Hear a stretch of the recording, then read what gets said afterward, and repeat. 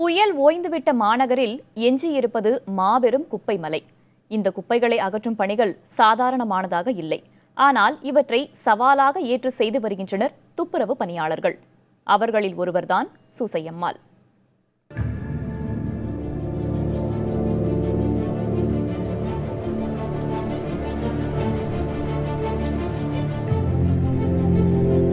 காலை உணவை கூட உட்கொள்ளாமல் 8 மணி நேரத்திற்கு மேலாக நகரை சுத்தம் செய்யும் பணியில் இருக்கிறார் சூசையம்மாள்.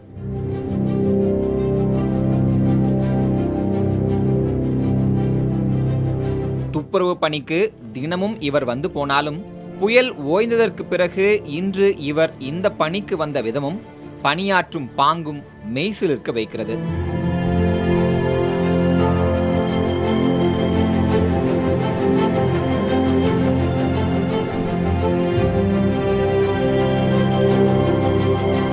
காலையில் எங்களால் வர முடியல, அப்படியே வண்டிலாம் விடலை எங்களுக்கு. நான் துறப்பக்கத்தை தாண்டி வரேன், அங்கேருந்து வண்டி வராத கிண்டியில் இறக்கி விட்டாங்க. எல்லாம் மக்கள்லாம் மரம்லாம் ரொம்ப அவஸ்தைப்படுதுன்னு வேலை செய்யணுன்ட்டு நான் கிண்டிலேருந்து நடந்து வந்து காலைல 6 மணிலேருந்து நாங்கள் வேலை பார்க்குறோம். எங்களுக்கு வேலை செய்கிறோன்னு நாங்கள் வேலை செய்கிறோம். இன்று ஒரு நாள் மட்டும் 1 டன் அளவிற்கான குப்பையை அகற்றியிருக்கிறார்கள் சூசையம்மாளும் அவரது சகாக்களும்.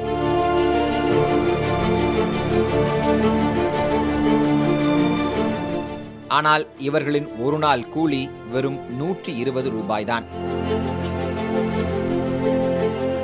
எங்களுக்கு காலையிலேருந்து டீ தண்ணியில் சாப்பாடு இல்லை, எப்படியே நாங்கள் ரோட்டில் நின்று வேலை செய்கிறோம். ரொம்ப வறுமையாக வேலை செய்கிறோம். எங்களுக்கு ரொம்ப பசி கேரில் நாங்கள் வேலை செய்கிறோம் காலையிலேருந்து. வழக்கமான நாட்களில் சேரும் குப்பையை காட்டிலும் 3 மடங்கு அதிக குப்பையை சேர்த்துவிட்டு சென்றிருக்கிறது வர்தா புயல். தற்போது இருக்கும் ஊழியர்கள் 24 மணி நேரம் பணியாற்றினாலும் குறைந்தது 3 நாட்கள் பிடிக்கும் குப்பைகள் முழுமையாக அகல. குப்பை அகன்றவுடன் சூசையம்மாள் போன்றோரின் பணியும் மறந்து விடாமல் காலத்தில் நிலைத்து நிற்கட்டும். சூசையம்மாள் போன்ற ஆயிரக்கணக்கான சென்னையின் பூர்வகுடி மக்கள் இந்த நகரம் ஒவ்வொரு முறை இயற்கை பேரிடருக்கு ஆளாகும் போதும் தங்களது தனிப்பட்ட வாழ்வை கூட எண்ணாமல் பொதுப்பணியில் வந்து இறங்குகிறார்கள்.